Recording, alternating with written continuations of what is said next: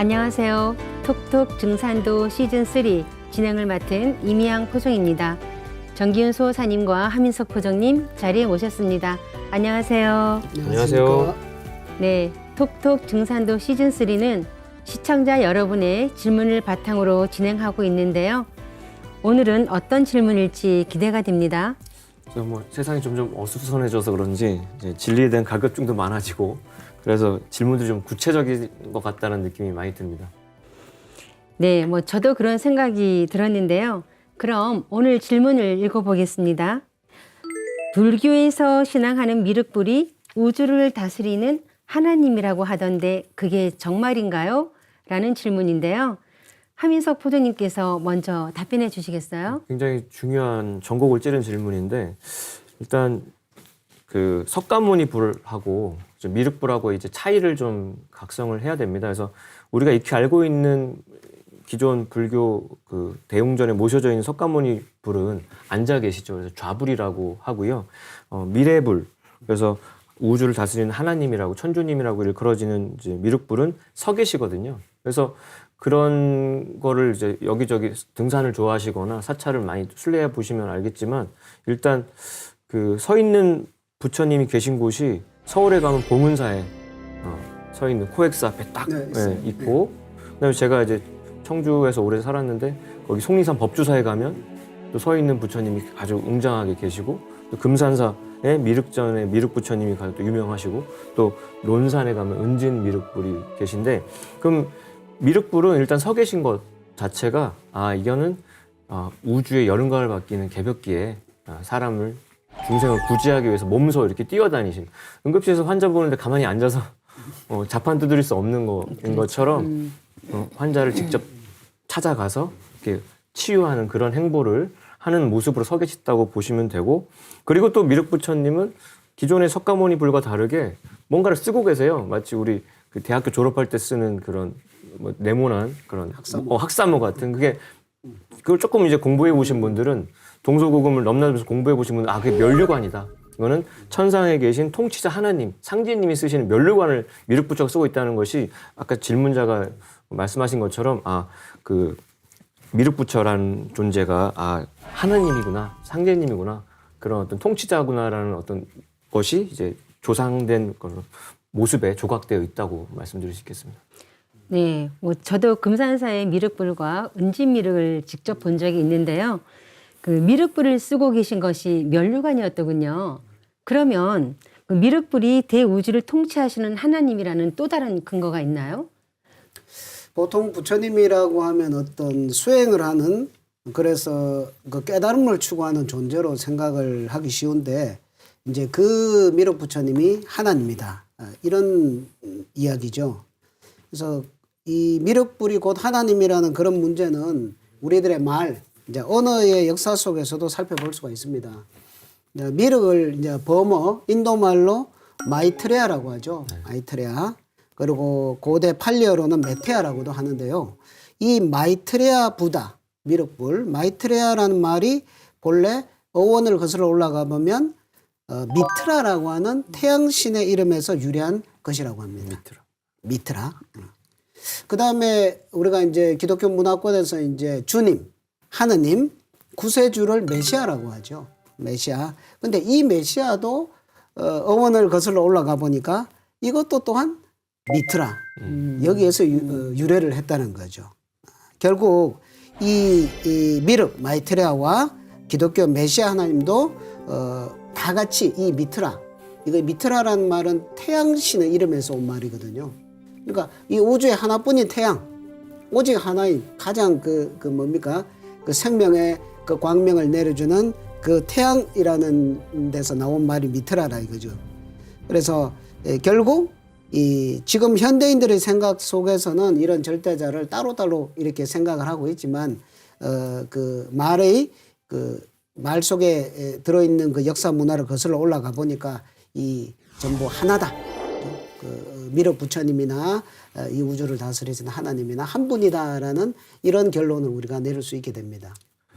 그래서 지금 수호사님이 해주신 이야기가 제 이제 어떤 그 구도 여정에서는 굉장히 이제 유레카 같은 소식이었는데 저는 이제 성당 열심히 다니는 할머니 슬하에서 이제 자라서 어릴 때부터 성서 읽고 교회 또 혼자 다녀보고 근데 중학교 3학년 때 이제 담임 선생님 도덕 선생님 책상에 이렇게 파란색 책이 한 권 있어가지고 화장실 가려고 그 몰래 꺼내서 읽다가 딱 펼쳐서 봤던 부분이 그 메시아와 그 미륵의 어원이 같다는 대목인데 그게 동서고금의 여러 뭐 이런 종교 서적을 두루 넘나들다가 그 부분을 보면은 뭔가 이제 각 종교마다 맞는 얘기 하는데 모자이크 퍼즐이 맞는 듯 뭐 한 조각이 모자란 느낌인데 그 대목이 딱 그 마지막 조각 하나를 딱 채워주는 느낌이 들었거든요. 그래서 성당 다니면 우리가 뭐 천주님을 그렇게 많이 이제 찾는데 그 하늘의 주인이라고 하는 아버지 하나님, 주제자로서의 천주님은 결과적으로 그게 불교 용어였다는 겁니다. 그래서 미륵 이제 상생경을 이제 읽어보면은 이 생명의 기쁨과 즐거움이 흘러 넘치는 이제 후천, 그 어떤 천국 낙원의 아름다움이 막 묘사되어 있는데 거기에 이런 문장이 있습니다. 차처지명 도솔타천 금차천주지명왈 미륵 여당귀라고 이렇게 딱 써 있는데 거기에 이제 천주라는 용어가 나오죠. 이곳의 이름이 도솔타천이다. 이 하늘의 주님을 일러서 미륵이라고 부르니 네가 마땅히 귀의해야 한다. 그러니까 너의 목적지라는 거죠. 그래서 결국 이제 도솔천이라고 하는 것이 각 종교에서 말하는 뭐 이상적인 천국, 극락인데 영원한 생명을 누리는 최상의 낙원으로 가려면 뭐 십선업이라고 해서 10가지 착한 어떤 보응의 기질을 잘 닦아서 그런 사람만이 갈 수 있는 연락의 세계인데 미륵 부처님은 그 도솔천 같은 낙원을 이 지상에 이제 구현시켜 주시는 아주 최상의 도의 대권자다. 근데 이 미륵 신앙이라고 하는 것이 미륵 부처님 인간으로서 이 세상을 구원해 주신다고 하는 이 믿음이라는 게 불교가 전래된 국가들에서는 아주 보편적이고 가장 뿌리 깊은 어떤 신앙의 형태예요. 네, 뭐 미륵불, 뭐 메시아, 천주님, 상객님 등 뭐 호칭만 다를 뿐이지 모두가 한 분 하나님을 뜻하는 것인데요. 그런 하나님에 대한 인식에도 공통점이 있지 않을까요? 예, 이 종교의 가르침을 가만히 이렇게 들여다보면 이제 이 하느님, 절대자에 대한 인식이 정말 이렇게 거의 비슷하다. 이렇게 볼 수 있거든요. 우선 그 어떤 공통점이냐면 그냥 이렇게 믿고 따르는 하느님 이런 존재만을 이야기하는 것이 아니라 먼저 우선적으로 앞으로 인간이 정말 그 넘기 어려운 큰 대환란이 온다. 미증류의 대환란이 온다. 그리고 그 다음에 그 대환란 속에서 그죠? 이런 그 절대적인 하느님이 이렇게 짠 하고 이렇게 오신다 이거죠. 오시고 그리고 그분의 은혜와 또 구원으로 앞으로 그 이제 모든 인류가 구원을 받고 그 다음에 앞으로 정말 좋은 세상이 열린다. 자, 이런 생각들이 공통적으로 종교에는 다 있는 것 같아요. 뭐 대표적인 예로 이제 뭐 동서를 비교하면은 이제 그 불가에서는 이런 대환란의 말법 시대에 이제 미륵 부처님이 오셔가지고 그렇게 해서 구원을 하셔서 용화세계를 열어주신다. 또 뭐 기독교 쪽에서는 앞으로 7년 대환란 그리고 백보자의 하나님이 계시고 그분이 앞으로 새하늘 새 땅을 여신다. 이렇게 돼 있죠. 그 구도가 똑같죠. 그래서 어떤 진리 인식 그리고 염원 이런 것들은 종교는 달라도 다 같은 보편성을 가지고 있다라고 볼 수가 있겠습니다. 그래서 이제 그 우리 도전에도 1장 딱 지나서 두 번째 1편 2장을 딱 열어보면은 예로부터 미륵이 머무시는 도솔천의 궁정을 여의전이라 불러왔나니 미래의 부처 미륵불은 희망의 부처여 구원의 부처니라 해서 이렇게 미륵불에 대한 정명이 이제 돼 있습니다. 그래서 앞서도 말씀드렸지만 그럼 불교가 구원을 말을 하느냐? 워낙 이제 불교는 이제 자력 신앙이어서 내가 스스로 법등명, 자등명, 내가 스스로 밝아지면 되는 거지 뭐 타의에 의한 기독교식의 구원이 있느냐 이렇게 또 서로 이제 뭐 논쟁도 해보는데 결국 석가모니 부처님이 제시한 인류의 희망이 뭐냐면 미래불이고 구원의 부처이신 희망의 부처이신 미륵불의 강세와 맞물려 있다는 거고요. 이게 불교사를 조금 공부를 해보면은 이게 뭐 소승과 대승으로는 아니고 남전 북전으로 막 종파가 막 갈라지지만 그 종파와 무관하게 종파를 초월해서 보편적인 구원관이 그 구원관의 최종 결론이 미륵불의 강세거든요. 그러면 불교 경전의 그 미륵불의 강세 소식에 대해서도 이렇게 소개를 좀 해주시겠어요? 미륵 그 삼부경, 뭐 상생경, 하생경, 성불경 이거를 보면은 이제 이렇게 이야기가 나옵니다. 저 때에 미륵 존불이 도솔천에서, 그러니까 천상 도솔천에서 이제 아래를 내려다 보기를 부모가 늙지도 아니하고 어리지도 아니한 것을 관찰하시고 문득 성령으로 강림하시어 탁태하여, 그 어머니 뱃속에 배 탁태했다 이거죠. 그렇게 해서 달이 찬 뒤에 탄생하시니라. 그렇게 해서 인간 세상으로 그 미륵 부처님의 성령이 내려와서 부모님을 통해서 인간으로 이렇게 나오신다는 이야기를 해요. 그리고 이제 성장을 한 뒤에 그때에 미륵님이 집에 계신 지 오래지 않아서 집을 떠나 도를 닦으시니라. 계두성이 멀지 않은 곳에 보리수가 있어 이름을 용화라 하니 미륵 존불께서 그 나무 밑에 앉으시어 무상의 도과를 이루시니라. 그러니까 그 미륵 존불께서 그 도법을 이제 완성하시는 그 장면이 또 미륵경에 나옵니다. 그러니까 뭐 모든 사람들이 기뻐서 참 환호를 지르고 그 마왕 파순까지도 막 일주일 7일 동안 이렇게 경배를 했다 이런 내용도 나오거든요. 그러니까 이것은 뭐 일반적인 어떤 한 구도자가 성도를 하는 성불하는 그런 사건과는 차원이 다른 그런 이야기로 묘사가 되어 있습니다. 자, 그렇게 해서 이제 3회설법, 큰 설법판을 3번을 벌여서 이 3회설법으로 모든 중생들을 다 건져내는 그런 이야기들이 미륵경에 이렇게 전해져 내려오거든요. 그러니까 결론은 분명 미래의 부처님이신 미륵 부처님이 인간으로 강세하신다. 이것이 아주 명확한 메시지인데, 그렇죠? 지금 우리 이렇게 불교를 신앙하시는 분들 또 불교를 공부하시는 분들이 이 부분에 대해서 불교의 결론으로서 우리가 주목을 꼭 해야 되는 부분이라고 생각합니다. 네, 뭐 후천 가을 개벽기에 인류를 구원하기 위해 이 세상에 오시는 구원의 메시아 미륵불이 바로 1871년 이 땅에 강세하신 증산 상제님이시죠. 그래서 이제 우리 이 소식이 얼마나 놀라운 거냐면 모든 종교는 오신다로 끝나거든요. 오실 거다. 네. 그러면 근데 상제님 진리를 처음 딱 만났을 때는 오셨다로 시작하는 거죠.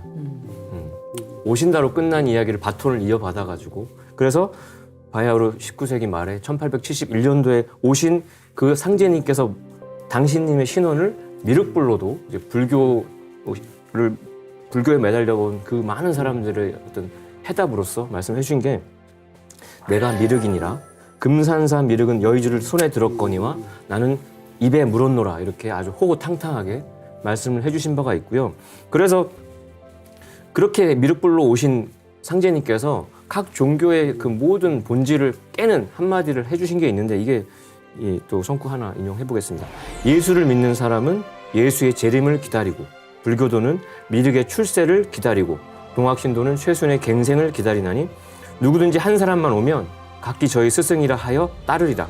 예수가 재림한다 하나 곧 나를 두고 한 말이니라. 공자석과 예수는 내가 쓰기 위해 내려보냈느니라. 그래서 이 성구를 제가 묵상을 해보면 선촌 종교의 기존 모든 가르침 결론이 뭘까? 본질을 깨봤더니 기다림이었다 이거죠. 기다림. 기도라는 것도 그냥 그때까지 내가 버티는 인내의 어떤 기다림인데, 그러니까 근데 목적지는 부산인데 경부선을 탔는데 대전, 대구, 울산 거치는 겁니다. 근데 대전에서 내리면 안 되고 대구에서 내리면 안 되는데 그 예수한테 멈추고 그다음에 석가모니 부처에 멈추고 최순한테 멈춰버리는 우를 이제까지 범해왔다는 거고 내리지 말고 기다렸다가 마지막 종착역까지 가라는 어떤 메시지였던 거고요. 그래서 근데 각 종교가 각 다른 지역에서 다른 시대에 꽃 펴가지고 그 지역 사람들을 교화하면서 그 지역의 언어와 문화로 전하다 보니까 당연히 언어가 다르죠. 그렇죠. 근데 하늘 태양이 하나인 것처럼 우리 하나님도 천주님도 통치하시는 분도 단 하나라는 사실. 그래서 예수석과 공자, 노자가 외친 절대자는 언어와 문화권에서 표현만 다를 뿐이지 결국 아까 말씀하셨던 메시아와 미륵의 어원이 같던 것처럼 한 분이라는 거. 미륵불이신 증산 상제님께서는 나를 보고 싶거든 금산 미륵불을 보라 하셨는데요. 금산사에 미륵불을 조성하신 분이 통일신라 시대 고승이신 진표율사이시죠. 네, 이제부터는 진표율사의 미륵신앙을 통해 미륵불이 어떤 분인지 알아보면 좋을 것 같습니다. 먼저 진표율사가 어떤 분인지 소개해 주시면 좋겠습니다. 예, 불교의 가르침 속에서 그 미륵 부처님에 대한 소식은 그 메시지는 아주 중요하다. 그런 말씀을 나눠봤잖아요. 근데 이 미륵 부처님을 이제 신앙하는 그런 역사에서 이 진표율사라는 분이 너무너무 중요하다. 그 상대님께서 진표는 나와 큰 인연이 있느니라. 그러니까 미륵 부처님과 큰 인연이 있다. 그러니까 미륵 부처님의 이 미래에 그 오시게 되는 그 역사가 이루어지는데 진표가 아주 중요한 그런 어떤 역할을 했다라는 말씀이 이 말씀에 깔려 있다고 봅니다. 이 진표율사는 그 통일신라 시대 때의 그 도승이신데 이분이 미래에 오실 부처님, 아직 오시지 않았죠. 네. 아직 오시지 않은 그 미륵 부처님을 염원하고 그 미륵 부처님께 도를 내려주십시오. 명을 내려주십시오 하는 그런 기도를 정말 일심으로 해서 결국에는 미륵 부처님을 칭견하고 미륵 부처님에게서 직접 이제 천명과 계를 받은 그런 불교 역사에 다시 없는 그런 분이거든요. 그래서 이제 그 이후에 이제 진표율사께서 그 미륵불상, 그 미륵 부처님 당신님의 모습 그대로 이렇게 미륵불상을 금산사에 이렇게 세우고 뭐 그 뒤에 이제 금강산 발현사 또 속리산 길상사 지금의 법주사죠. 이런 거를 이렇게 그 삼의 설법을 상징을 해서 이렇게 그런 큰 미륵불상을 이렇게 조성을 하게 되는데요. 뭐 개략적으로 말씀을 드리면 진표율사는 그 미륵님의 강세를 준비하고 그다음에 그 미륵 부처님께서 이렇게 이 인간 세상으로 하생하시는 그런 터전, 그런 좌표, 그런 토대를 만들어 주신 분이다. 이렇게 뭐 우선 개략적으로 말씀을 드리겠습니다. 그래서 이제 그 미륵신앙에 온 몸과 영혼을 다 바쳐서 요즘 말로 영혼을 끌어당겨서 이렇게 진리의 화신으로서 모범이 되셨던 분인데 그래서 그분의 이런 구도계를 보면은 진짜 생사를 초월한다는 게 이런 거구나. 뭐 종교를 떠나서 진짜 구도자라면 이렇게 도를 구해야 되겠다라는 어떤 각성을 주는데 그 기록들이 이제 역사적으로 많이 이렇게 실려 있는데 대표적인 게 이련 스님이 쓰신 상국유사에도 또 이야기가 나오고요. 그다음에 이규보의 동국 이상국집을 또 열어보면 남행월 일기에도 진표 행적의 일부를 또 제공을 하고 있고 그다음에 또 우리나라 책만이 아니라 송나라 때 그 찬영이 쓴 송고승전에 언급이 돼 있어요. 그래서 송고승전에는 신라 고승으로 원칙, 순경, 우리 잘 아는 원효, 의상, 현광, 고구려 고승, 원표까지 해서 나오는데 거기에도 이제 진표율사님이 얘기가 나오고요. 또 원나라 사람 다막이 찬술한 뭐 신수 과분육 학승전에 진표전이라고 또 이렇게 나와 있고 또 명나라 태종 성조가 지은 신승전 권칠에도 진표가 그러니까 이게 중국에서 나라가 바뀌었어도 계속 자기들 중화사관 입장에서는 하찮은 어떤 조선 땅의 한 도승에 대한 이야기를 계속 이어서 하고 있다는 것이 그 나라 사람들이 볼 때도 큰 귀감이 되니까 그렇다는 건데요. 근데 이게 재밌는 것은 우리가 불교 좀 했다는 사람들은 당나라 유학 스토리가 다 있어요. 유학파 아니면 안 쳐주는 건데 진표율사는 유학파가 아니에요.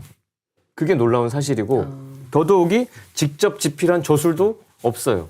우리가 유명한 고승들은 다 직접 쓴 책자가 대대손손 내려와서 우리가 대단하다 감탄하는데 유학도 안 했지 쓴 책도 없는데도 이렇게 남들이 이렇게 실어준다는 것은 이분의 도력이 얼마나 대단했는지를 정말 방증하는 어떤 그런 그래서 이유가 아주 자명한 거죠. 진표의 그 교화력과 명성이 아주 대단했다는 거. 그래서 이분이 진짜 어떻게 닦았길래 그런지를 한번 이야기 이어가 보면 좋겠습니다. 네. 진표율사가 그 하나님이신 미륵불을 직접 칭견하고 또 미륵불의 강세를 준비하셨다는 그런 말씀이 정말 놀라운데요. 어떤 구도의 길을 이렇게 걸었기에 그 미륵불을 칭견하고 강세를 예비하게 되신 건가요? 그래서 그런 기록들에서 이제 어린 시절 이야기가 좀 재밌게 나오는데 일단 지금으로부터 한 1200년 전에 그 완산주 만경형이니까 지금의 김제시 만경읍에서 이렇게 태어나셔가지고 근데 이제 태어날 때부터 관상부터가 이제 부처상이라고 귀여움을 많이 받았다고 하고요. 그다음에 천성적으로 총명했다. 뭐 그런 거는 그래 너무 이렇게 위대하신 분들의 어린 시절 비범하면 그럴 수 있는데 그 대표적인 예가 3살 때 3살 때 불경을 읽었다는 거죠. 이게 세상에 이런 일이 그러게요. 범상치 않은데 근데 그랬던 신동이 어떻게 그러면 그 세속으로도 성공할 수 있는 사람이 불가의 귀의를 했을까? 근데 놀러 갔어요. 아이니까. 그래서 11살 때 사냥하러 이제 개구리를 딱 잡아가지고 또 이렇게 버들나무까지에다가 하나씩 이렇게 꿰가지고 이거를 뭐 구워먹기도 하고 할 텐데 그거를 꿰 채로 그 개울가에 던져놓고 집에 간 거죠. 이제 저녁 먹으러 갔는데 이듬해인 12살 됐던 해에 다시 그 개울가를 갔더니 그 개구리들이 꿰어진 채로 개굴개굴 계속 있는 겁니다. 그거는 굉장한 충격이었을 거예요.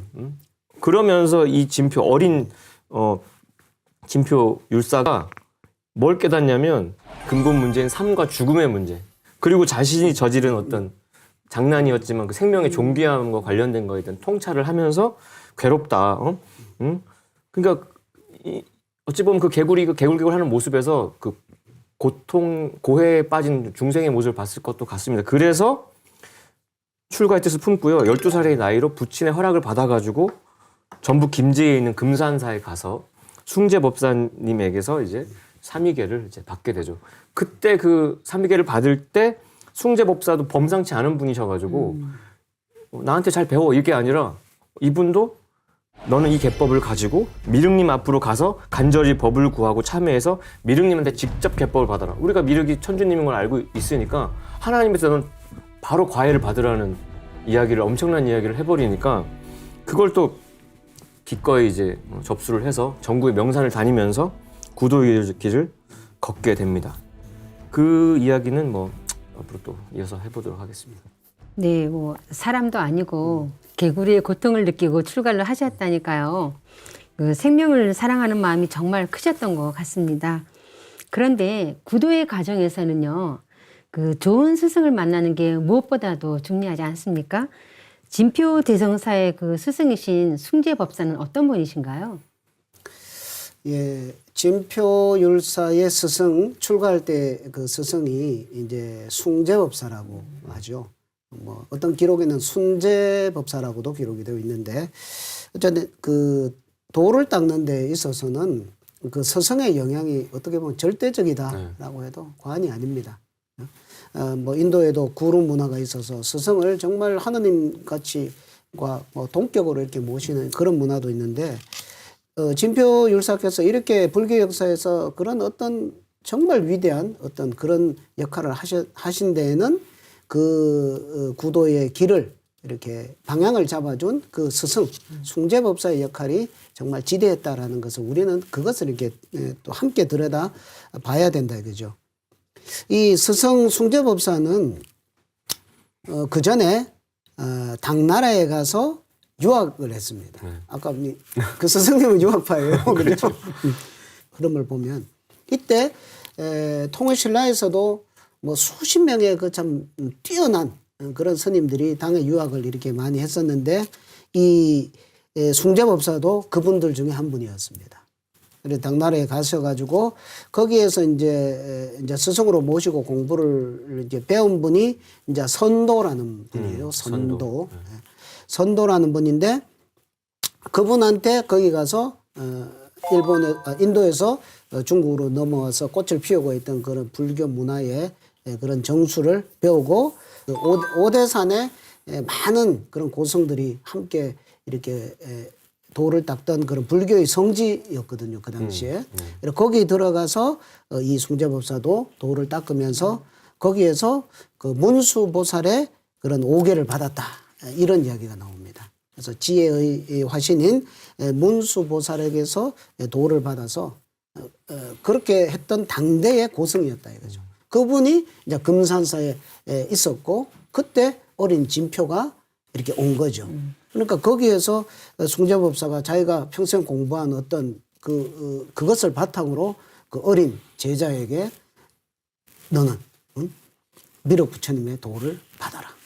이런 이야기가 나오는 거죠. 예. 그래서 숭제법사가 그 영향이 이제 그 진표 스님한테 그 방향을 잡아주었다. 예. 그 말씀을 정리를 드리고 싶습니다. 네, 당나라 유학하면 그 원효 대사의 해골물 사건이나 의상 대사가 생각이 나는데요. 당나라에 유학할 정도라면 대단한 분이셨던 것 같습니다. 숭제법사가 당나라에서 배운 것은 무엇인가요?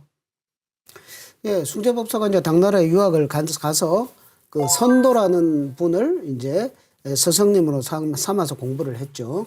근데 이 선도라는 분은 중국 정토종의 고승이었습니다.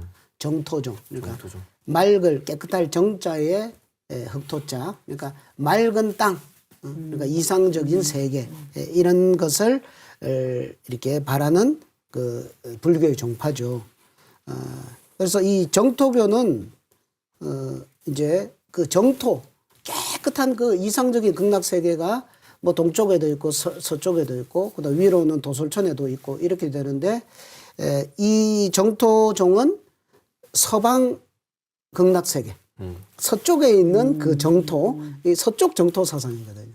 그리고 거기는 아미타불이라는 그런 부처님이 중생을 제도하기 위해서 이렇게 계시는 곳이다. 그래서 그 서방 정토를 가기 위한 그런 어떤 신앙을 하던 그런 게 바로 숭제법사의 스승님이 했던 그거죠.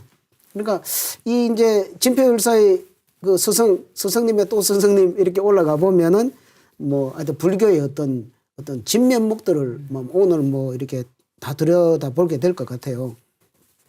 근데 이제 이 정토종은 이제 수행의 방법을 어떻게 했냐면 칭명연불이라 그래요. 칭명연불. 연불을 하는데 어떻게 연불을 하냐면 칭명. 그러니까 부처님의 이름 명호를 불을 칭자. 부름으로써 그것을 이제 연불을 함으로써 이렇게 닦아 나가는 거죠. 그러니까 서방 정토에 아미타불이 계시니까 그 아미타불의 명호를 자꾸 부르는 거죠. 네네. 그러니까 나무 아미타불 우리가 뭐 잘 많이 들어봤죠. 나무 아미타불. 나무 아미타불. 그러니까 나무 아미타불, 나무 아미타불, 나무 아미타불 이렇게 아미타불을 이렇게 명호를 계속 반복해서 읽는 것 이것이 연불이 되어서 그것이 공덕이 되어서 앞으로 내가 다음 생에는 서방 정토의 극락 세계에 태어난다. 이게 이제 그 선도라는 그 숭제법사 스승님이 가르쳤던 그 주된 내용이었습니다. 그런데 숭제법사가 진표율사께 가르쳐 준 어떤 공부 방향의 하나가 이 정토종의 어떤 요런 게 하나가 있고요. 또 하나가 뭐 있냐면 숭제법사는 진표율사에게 이 미륵신앙에 대해서 그거를 이야기를 해줍니다. 이제 삼위계를 주면서 너는 미륵님한테 직접 계를 받아라. 이렇게 했죠. 그러니까 이렇게 칭명연불하는 이런 세계와 그 다음에 이 중생들을 다 살리는 어떤 대승불교의 입장에서 미륵신앙을 이렇게 전수를 해줬다. 그래서 이제 진표율사께서 변산 부사의방장에 가서 그 3년 동안 이렇게 수행을 할 때도 그때 미륵불상을 모시고 수행을 했거든요. 그래서 숭제법사 그 스승님이 주신 그 어떤 공부 방향에 딱 두 가지로 이렇게 우리가 뭔가 이렇게 윤곽이 드러나는 거죠. 미래에 오시는 미륵 부처님을 이제 다른 불보살도 많지만 미륵 부처님을 찾아야 된다. 그리고 칭명연불하는 이런 세계 정말 모든 중생들을 보편적으로 다 건질 수 있는 그런 어떤 구원의 법방 이런 두 가지 방향을 제시를 해줬다라고 우리가 볼 수가 있습니다. 진표 대성사의 스승이었던 숭제법사는 당대 최고의 선승이라고 할 수 있을 것 같은데요. 그럼 진표 대성사도 칭명연불을 이렇게 했다고 볼 수 있겠군요. 삼국유사 관동풍악 발현수기에는 숭제가 진표에게 삼위계법을 전할 때 공양차제 비법 한 권하고 그다음에 점찰선악 업보경 2권을 같이 이렇게 교재로 이제 전하였습니다. 근데 그러면서 이 계법을 가지고 미륵 부처님과 지장보살 두 분한테 지성으로 참여해서 계법을 받으라 이렇게 돼 있는데, 미륵 부처님은 우리가 천주님으로 잘 알고 있는 대목이고, 그 지장보살은 이 중생들이 다 구원받기 전까지는, 부처가 되기 전까지는 내가 극락에 가지 않겠다, 부처가 되지 않겠다라고 그렇게 선언한 아주 이 말법의 그 대과도기에 아주 큰 역할을 하는 그런 지장보살이신데, 그래서 그 점차선악 업보경이라는 게 지장보살이 참회법을 전하는 경전인데요. 이게 밀교 수행법의 교재라고 우리가 이야기가 되고 있습니다. 그래서 그러니까 진표율사의 수행 과정을 열어보면은 지극히 어떤 밀교적인 어떤 놀라운 어떤 맥이 있는데, 그래서 공양차제 비법 자체가 밀교 경전이라고 말씀을 드렸고요. 밀교 수행법을 조금만 더 들여다보면은 그 기존 불교 수행법을 완전히 이제 종합한 거예요. 그래서 삼밀 수행이라고 이제 요약이 되는데, 삼밀이라고 하면은 신밀, 구밀, 음밀이라고 돼 있고요. 인계와 진언과 관법이 중심이 돼 있고, 근데 그 삼밀 수행법 중에 가장 이제 앞서는 것이 이제 진언입니다. 그래서 우리가 참진자의 말씀 원자인데, 우리가 얘기하자 참말이야? 이렇게 거짓말이 아닌 참말이라고 할 때 그 진언인데, 그걸 다른 말로 하면 그게 주문이고요. 우주의 기운을 빨아당기는 언어, 그 다음에 만트라라고 해서 인간을 어떤 해방시키고 보호해주는 도구와 같은 겁니다. 그래서 이런 일상에 지쳐있는, 그리고 막 완전히 속세로 벗어나서 이렇게 도닦지 못하는, 그렇지만 일상에서 이렇게 그걸 외움으로써 힘을 받을 수 있는 걸로 진언이 이제 대중화되고, 그 진표율사께서도 그런 진언 수행법을 중생교화에 아주 좋은 방편으로 널리 좀 대중화시켰던 게 아닌가라는 생각을 해보게 됩니다. 네, 진표 대성사께서 그 불보살의 명호를 부르는 칭명연불이나 또 주문을 읽는 그런 진언 수행을 하셨다는 말씀인데요. 배달시대 사람들이 주문을 읽고 공덕이 이루어지기를 기도하면서 주원유공했다는 삼성기의 구절이 생각나는데요. 숭제법사가 불교의 정수를 공부하고 깨달은 것을 진표 대성사에게 고스란히 전했다고 볼 수 있을 것 같은데요. 그런데 그 진표 대성사의 구도가 순탄하지만은 않으셨다고 알고 있습니다. 그러니까 신라 경덕왕 이제 19년인데요. 서기론 790년에 그 전국의 명산 대천을 다 둘러보던 진표율사께서 전북 부안군 변산에 있는 부사이방장에 드디어 들어가시거든요.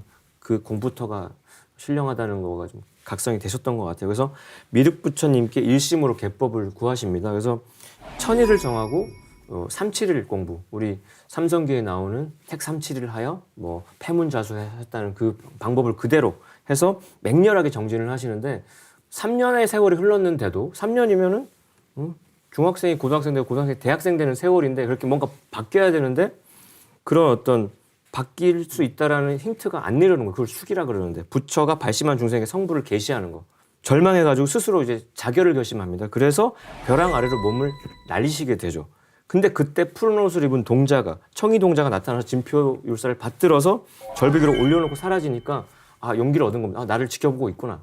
이에 큰 용기를 얻은 진표가 더욱 분발해서 다시 3-7일, 21일을 기약하고, 그때 이름하여 그 망신참법, 생사를 건 참회 수행에 돌입이 되는데, 그래서 처음에는 7일 밤을 기약하고서 몸을 땅에 맺히고, 그 다음에 무릎과 팔꿈치가 완전히 깨어질 정도로 피가 철철 흐르는, 그러니까 응급실에 실려가야 될 정도로 그렇게 철저하게 참회를 하셨고요.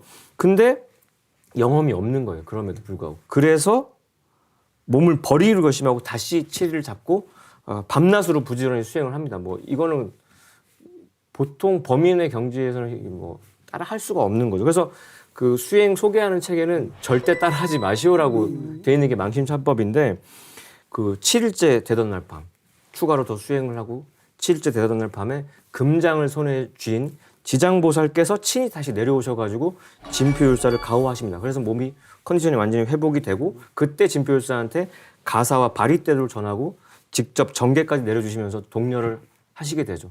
그러면서 이제 본격적으로 미륵부를 만나는 단계까지 넘어가게 됩니다. 말씀을 듣다 보니까 그 진표 대성사의 구도가 상상을 학술할 수 없을 정도로 치열했다는 것을 알 수 있는데요. 진표 대성사를 가호한 지장보살은 어떤 분이신가요? 예, 진표율사의 구도 과정에 보면 지장보살이 등장을 하는데요. 이 지장보살은 우리가 절에 가보면 금장, 금으로 된 막대기를 이렇게 지팡이를 들고 계신 그 부처님이죠. 네.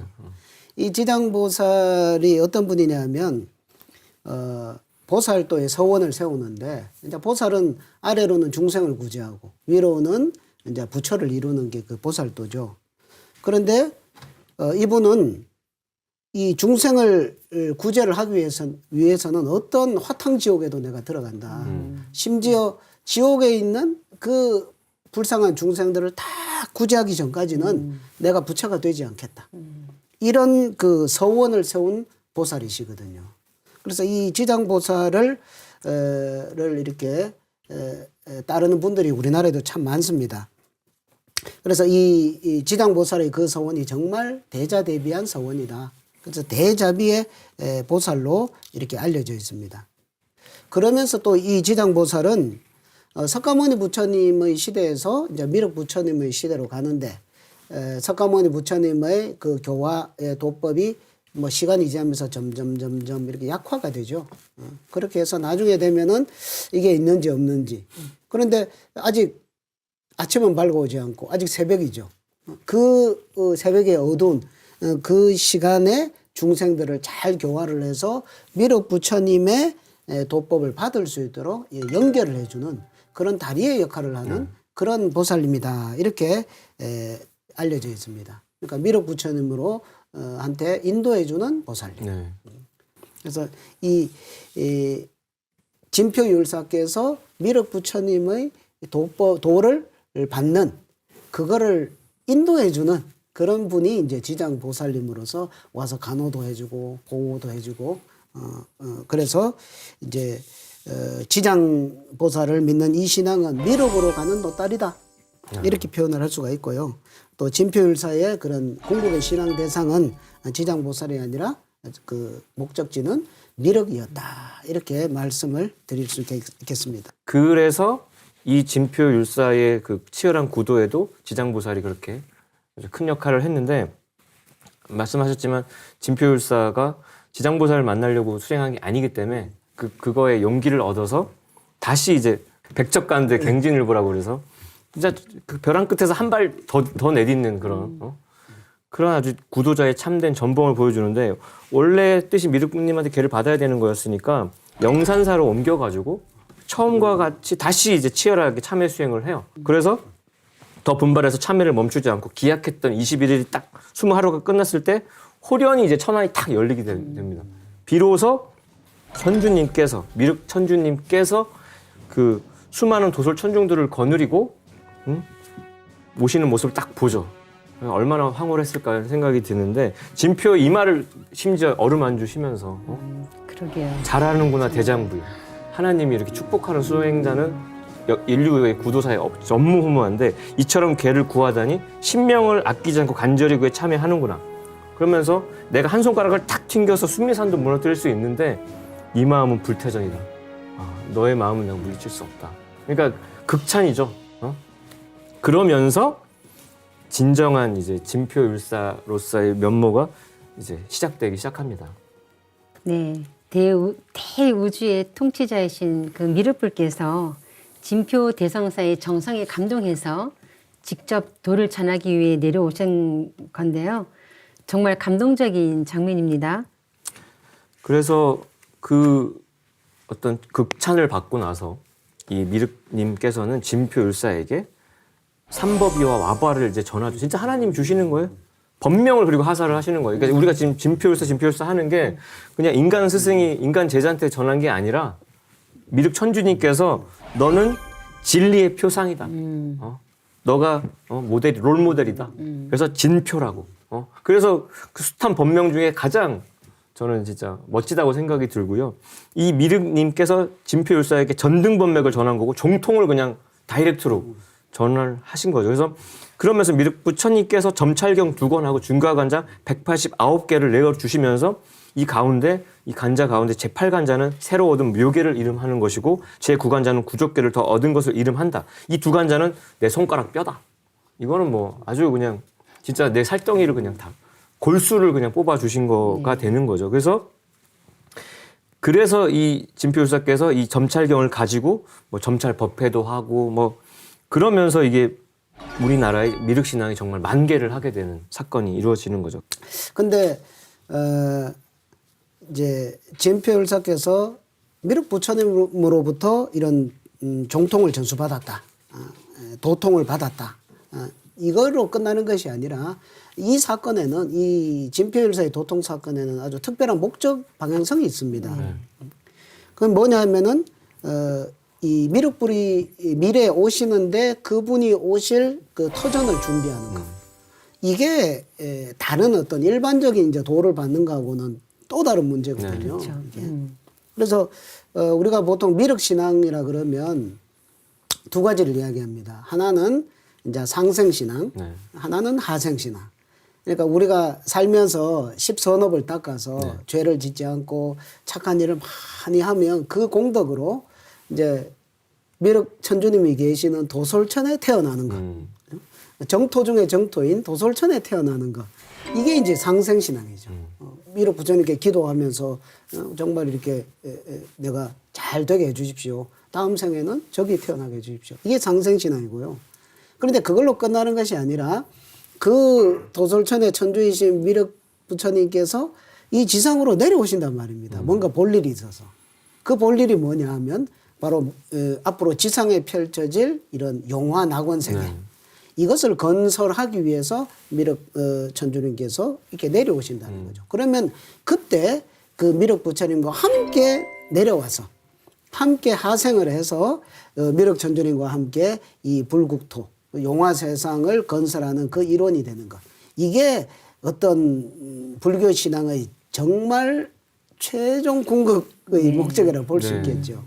그것을 진표율사께서 앞으로 하생을 하실 때 바로 이 땅으로, 이 한반도 이 땅으로 내려오셔서 그 이상을 실현하시옵소서 하는 이거를 바탕을 깔아주셨다는 것이 이게 그 진표율사의 그 도통 사건의 또 다른 가장 중요한 의미라고 볼 수가 있습니다.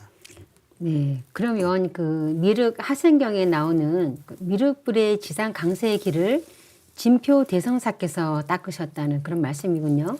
그래서 서원을 그래서 미륵님한테 두 가지를 요청을 해요. 첫째는 용화 세계를 여실 때 그 우리나라로 와달라고, 우리나라 꼭 와달라고 했고, 두 번째, 그럼 수천 년 후에, 내가 이번 생에 육신을 던지고 다음 환란, 앞으로 수천 년 뒤에 개벽의 환란을 목격을 하고 나서 그때 제가 큰 일꾼이 되고 싶다. 그때 한 역할을 하고 싶다. 그러니까 가히 진표율사다운 서원 두 가지를 이렇게 기원을 하고 그거가 이제 받아들여지고 나서 이제 미륵님의 천명 완수를 위해서 그 나머지 여생을 채우게 되는데요. 그래서 미륵님께서 성령으로 감응하셔가지고 당신의 그 모습 그대로 불상을 건립해라. 그래서 그 신교를 받아가지고 그거에 감복한 진표율사가 일곱 두락되는 그 논, 사답이라고 그러죠. 절에 있는 그 논을 갖다가 메우는 공사에 착수를 합니다. 근데 원래 그 자리가 연못인데 이 연못을 이게 아무래도 매우 너무 인력이 많이 필요한 대공사인 거예요. 그래서 이게 또 도력을 발휘해가지고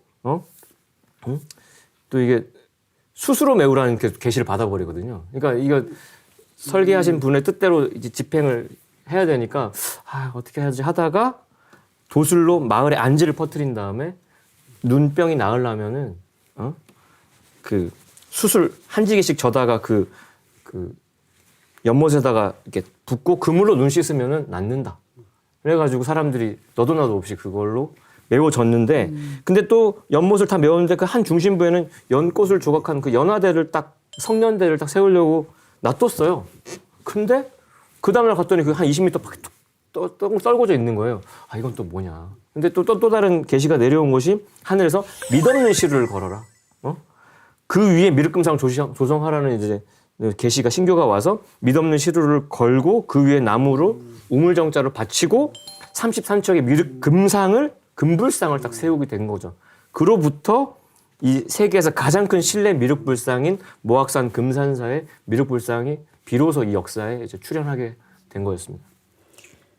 네, 뭐 저도 금산사에 처음 갔을 때 그 아주 웅장하게 서 계신 그 미륵불상을 처음 보고 저도 모르게 이렇게 기도를 올렸던 기억이 나는데요.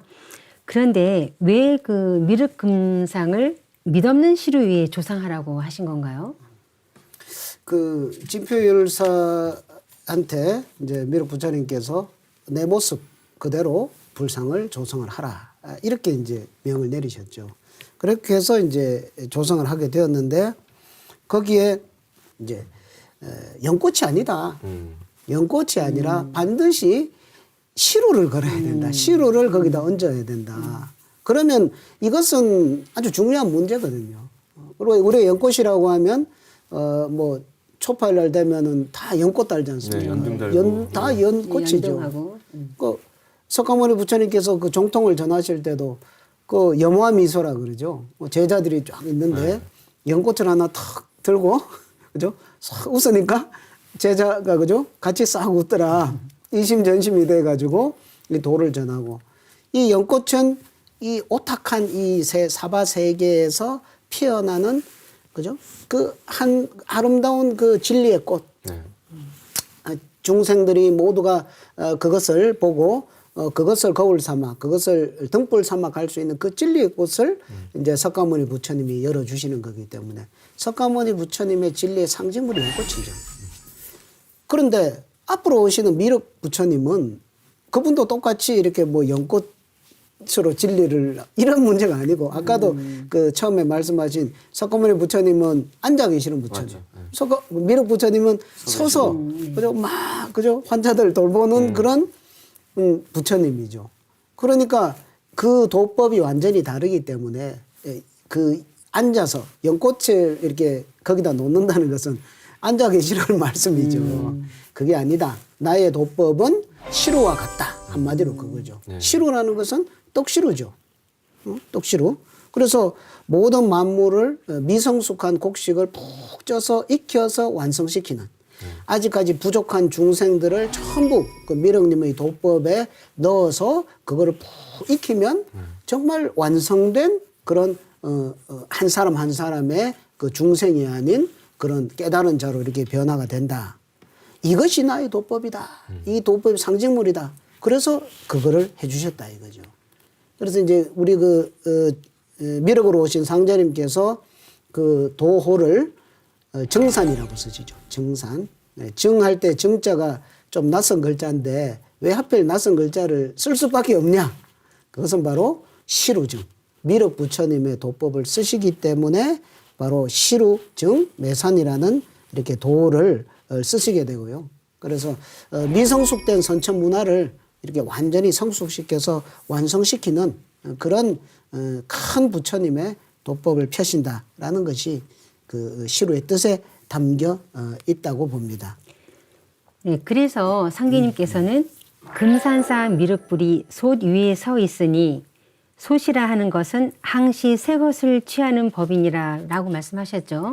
그래서 정말 이제 미륵 부처님의 그 도법이 기존의 종교에서 말하는 구원관하고 어떤 차이가 있는지를 그런 대표적인 시루라고 하는 상징물로 이제 감별을 할 수 있게끔 그래서 해주신 거고요. 그래서 우리가 불경 중에 화엄경 열어보면 입법계품에 선제동자가 이제 덕생동자가 유덕동료를 만나는 장면을 만나게 되는데 큰 스승을 두루 찾아가면서 이제 구도의 길을 걷던 선제동자가 이 두 사람으로부터 미륵님의 도법 경계에 대한 소식을 딱 듣고 딱 충격을 받아요.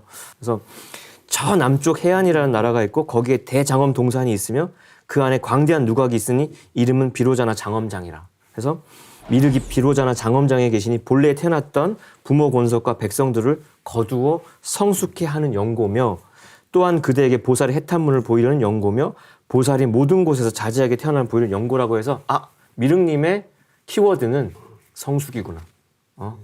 완전히 이제 활용점정 완성시키기 위해서 그동안 이렇게 오랜 세월 이렇게 건축을 해왔는데 마지막 이제 딱 대미를 장식하기 위해서 오셨다는 거죠. 그래서 이 화엄경하고 미륵경을 이제 종합해 보면 뭐냐면 미륵 부처님께서 이루실 구원의 어떤 스케일, 그 사이즈가 이제 나오는 겁니다. 그래서 미륵 부처님의 강세 목적은 기존 종교에서 말하는 그 중생 교화 차원, 그 정도가 아니라 전 인류를 완전히 성숙시켜가지고 보편적인 세계 구원, 대동세계, 정말 다 같이 하나 돼서 크게 완성시키기 위해서 거두어서 성숙시키는. 그래서 이제까지의 모든 윤회를 매듭 짓고 모든 인간 용자를 열매 맺게 하는 그 가을 개벽과 관련이 있다는 거가 키포인트고요. 그래서 미륵 부처님은 이 개벽기에 인류가 몸붙일, 의탁할, 귀의할 새 도법을 열어주시는 분이다. 그래서 그 이종익 박사님의 미륵성전에 보면 이렇게 써 있습니다. 석가세존이 심어둔 공덕의 나무가 미륵불이 나오실 용화세계에서 꽃을 피우고 열매를 맺게 된다. 그러니까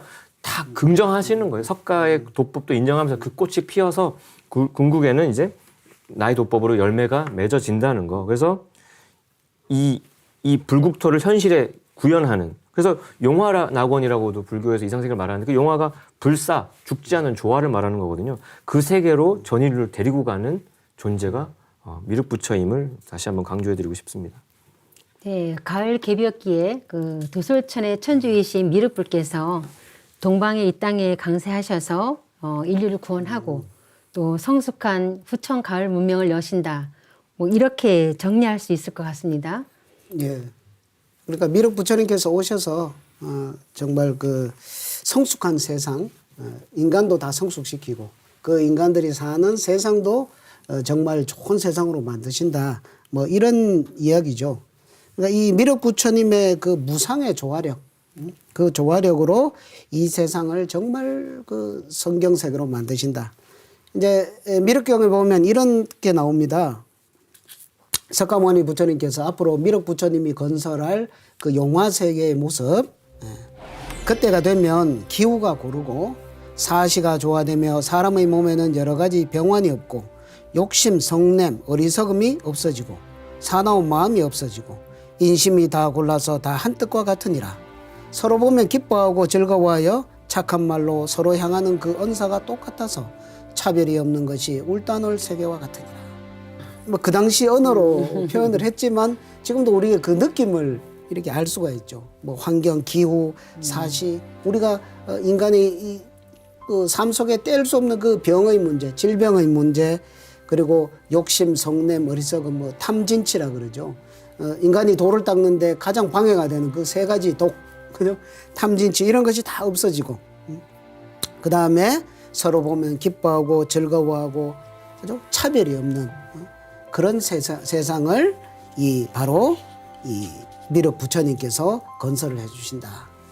우리는 미륵 부처님이 여시는 지상낙원이 이 지상낙원이죠. 이것이 어떤 경지의 조화세계인가 이런 것들을 충분히 그려볼 수 있다고 생각을 합니다. 그래서 지금 그 미륵 신앙을 기틀을 이제 진표께서 정말 내려주셨고 그게 이제 지금 법상종으로 이렇게 좀 체계화됐는데 근데 하나님의 그 지상 강세, 미륵님의 지상 강세 이후에 이 도법이 구체화되는 과정은 삼변성도라고 해서 뭐 3세판, 3번의 변천을 거쳐서 완성이 되는 것인데 그래서 우리 도전에도 진표는 그 미륵불의 3해설법의 구원 정신을 받들어 무악산 금산사를 제1도장, 금강산 발현사를 제2도장, 속리산 길상사시사 3도장으로 정하고 용화도장을 열어 미륵존불의 용화세계에 태어나기 위해 십선업을 행하려는 미륵신앙의 기틀을 다지고 천상 도솔천으로 올라가니라 이렇게 기술이 되어 있습니다. 그래서 금산산 미륵전 자체가 첫 번째 1도장, 금강산 발현사를 2도장, 그리고 속리산 길상사를 3도장으로 해서 그것도 도장이 미륵불의 성전이 3번에 걸쳐서 이렇게 만들어지는 것도 삼변성도의 이치. 그래서 이 얼마나 도도한 역사의 흐름 속에서 우리가 상제님과 친견하게 되는 거에 대한 각성을 다시 한번 진표율사를 통해서 해보게 됩니다. 그 대구 팔공산에 있는 그 동화사도요. 그 진표 대성사의 법통을 이은 심지 대사가 세운 걸로 알고 있는데요. 그렇게 본다면 진표 대성사가 우리나라의 그 미륵 신앙의 기틀을 다졌다고 볼 수 있을 것 같습니다. 예, 이 진표 대성사께서 사실 우리나라의 그 미륵 신앙의 기틀을 다지고 대중화를 시키고 그 이후에 1200년 이렇게 해서 이제 시간이 쭉 흘러오면서 수많은 사람들이 미륵부처님께 기도하고 뭐 미륵전이 생김으로써 모든 사람들이 거기 가서 미륵님께 기도를 하죠.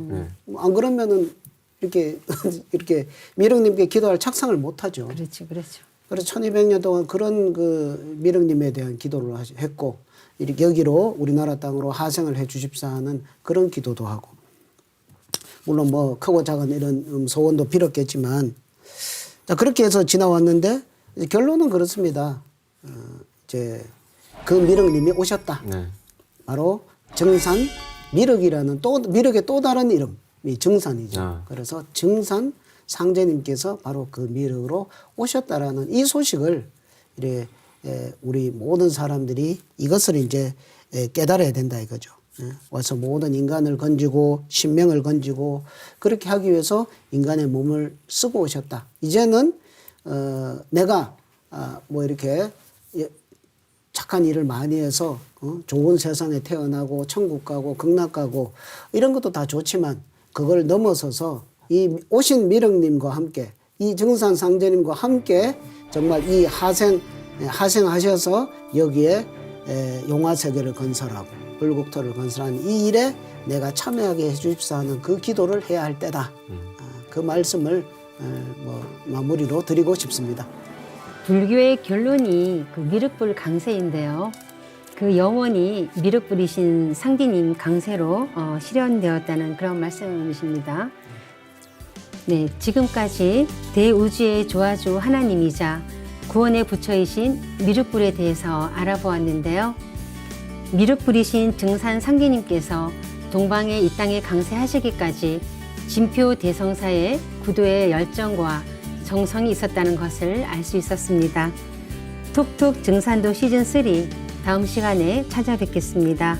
지금까지 시청해 주신 시청자 여러분 감사합니다.